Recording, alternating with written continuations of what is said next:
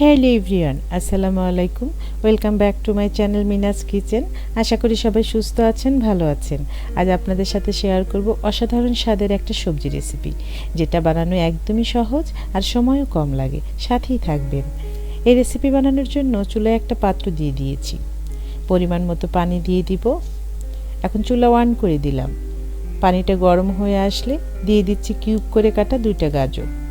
এই সবজিটা একটু শক্ত হয়, এই জন্য এটাকে রান্নার আগে 80% সিদ্ধ করে নিব, কারণ সবজি রান্নার সময় আমি খুব সামান্য পানি ইউজ করব।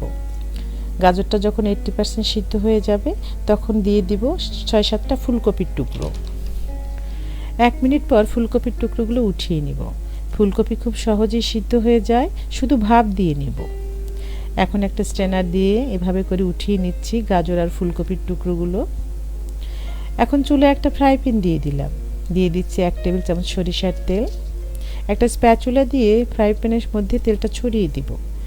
এখন দিয়ে দিচ্ছি 2টা বেগুনের টুকরো, তেলের মধ্যে ভেজে নেব। এই সময় চুলার আঁচ মিডিয়াম থাকবে। 1/2 চা চামচ হলুদ গুঁড়ো দিয়ে দিব। দিয়ে দিলাম সামান্য লবণ। এখন বেগুনের টুকরোগুলো এভাবে করে ভেজে নেব। সব আইটেমের সবজি আমি কিউব করে কেটে নিয়েছি। বেগুনের টুকরোগুলো একদম খাওয়ার উপযোগী করে ভেজে নেব। হয়ে গিয়েছে, এখন এটাকে উঠিয়ে নিচ্ছি। ফ্রাই প্যানে আবারও 1 টেবিল চামচ সরিষার তেল দিয়ে দিব। এখন দিয়ে দিচ্ছি মিষ্টি কুমড়োর টুকরোগুলো। এখানে একটা মিষ্টি কুমড়োর 4 ভাগের 1 ভাগ আছে। এখন দিয়ে দিচ্ছি সামান্য লবণ, সাথে 1 চা চামচের 3 ভাগের 1 ভাগ হলুদ গুঁড়ো দিয়ে দিব। এখন এটাকে এভাবে করে ভেজে নিচ্ছি।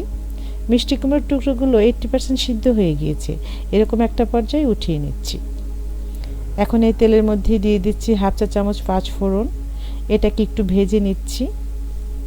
লো আছে 20 সেকেন্ডের মতো 5 ফোড়ন ভেজে নিচ্ছি। 5 ফোড়নটা পুড়ে গেলে কিন্তু সবজিটা একদমই ভালো লাগবে না, তাই আস্তে আস্তে ভেজে নেব। 2টা শুকনো মরিচ দিয়ে দিব, ভেজে নেব। মরিচ দুটোর মাথাটা কেটে নিয়েছি, না হলে ফুটে উঠতে পারে। ভাজা হয়ে গিয়েছে। এখন 3টা পেঁয়াজ কুচি দিয়ে দিব, ভেজে নেব। দিয়ে দিচ্ছি 4-5টা কাঁচামরিচ ফালি। পেঁয়াজটা খুব বেশি ভাজবো না, ঢাকনা দিয়ে ঢেকে দিলাম। পেঁয়াজটা সফট হয়ে আসলে দিয়ে দিচ্ছি 1/2 চা চামচ হলুদ গুঁড়ো, 1/2 চা চামচ লাল মরিচের গুঁড়ো, 1/2 চা চামচ রসুন বাটা, 1/2 চা চামচ আদা বাটা। পেঁয়াজের সঙ্গে ভালোভাবে মিশিয়ে দিব। এখন দিয়ে দিচ্ছি 7-8টা সিমের টুকরো। 2 মিনিট ভেজে নেব এভাবে করে। এখন চুলার আঁচটা কমানো থাকবে। দিয়ে দিচ্ছি 1/2 কাপ পানি। কিছুক্ষণ রান্না করব, ঢেকে দিব। সিমটা সফট হয়ে আসলে দিয়ে দিব 2টা টমেটোর টুকরো কিউব করে কাটা। ঢাকনা দিয়ে ঢেকে দিব এবং 2 মিনিট রান্না করব। এখন দিয়ে দিব 80% সিদ্ধ করে রাখা গাজর আর ফুলকপির টুকরো। খুব ভালোভাবে মিশিয়ে দিব সিম আর টমেটোর সাথে। ঢাকনা দিয়ে ঢেকে দিব। ঢাকনা উঠিয়ে নেড়ে দিব। এখন দিয়ে দিচ্ছি ভেজে রাখা মিষ্টি কুমড়ো আর বেগুনের টুকরোগুলো। এখন এগুলো ভালোভাবে মিশিয়ে দিব। 20 সেকেন্ড ভেজে নেব। এখন দিয়ে দিচ্ছি 1 কাপ গরম পানি। দিয়ে দিচ্ছি লবণ স্বাদ মতো। খেয়াল রাখতে হবে পানিটা যেন সবজির নিচে থাকে। এখন হাই হিটে রান্না করব। এই সবজিটা খুব বেশি মজা হয়, কারণ এই সবজি আমি তেলে ভেজে নিয়েছি। এটা রুটি পরোটা দিয়ে খেতে অসাধারণ লাগে। এখন দিয়ে দিচ্ছি চিকন লম্বা করে কাটা পালং শাক 1 কাপ। এটা আমি ধুয়ে কেটে রেখেছিলাম। এখন সবজির সাথে এভাবে করে মিশিয়ে দেব। পালং শাক দিলে সবজির টেস্ট বেড়ে যায় অনেক বেশি। এখন হাই হিটে রান্না করছি, ঢেকে দেব। ঢাকনা উঠিয়ে নেড়ে দিচ্ছি। সবজি প্রায় হয়ে এসেছে, আরও 2 মিনিট রান্না করব। নিচের পানিটা আর একটু শুকিয়ে নিব। হয়ে গিয়েছে সবজি। চুলা বন্ধ করে দিলাম। এরকম মাখো মাখো হবে। এখন দিয়ে দিচ্ছি 1 টেবিল চামচ ঘি।